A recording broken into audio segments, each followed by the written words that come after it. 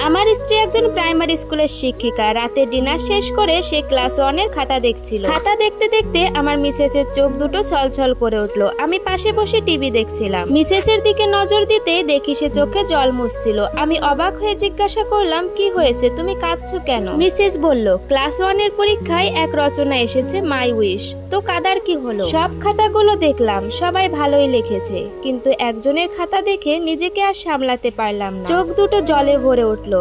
আচ্ছা বলো তো, সেই বাবুটা কি লিখেছে? মিসেস রচনা পড়তে শুরু করলো। আমার ইচ্ছা আমি স্মার্টফোন হব।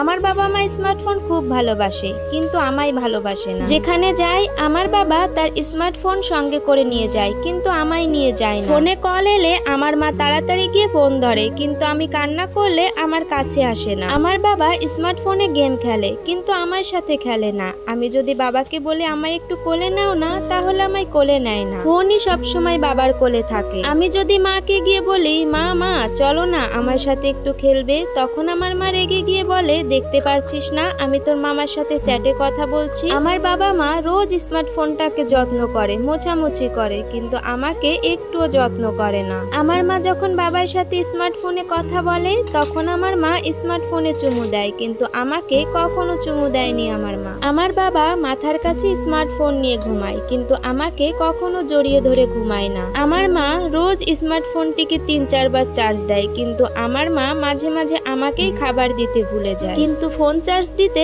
একদমই ভোলে না। তাই আমার ইচ্ছা আমি স্মার্টফোন হব। স্মার্টফোন হয়ে আমার বাবা মায়ের সাথে সব সময় থাকবো। স্ত্রীর মুখে রচনাটি শোনার পর আমি খুব ইমোশনাল হয়ে পড়ি। তাকে জিজ্ঞাসা করি, কে লিখেছে এই রচনাটি?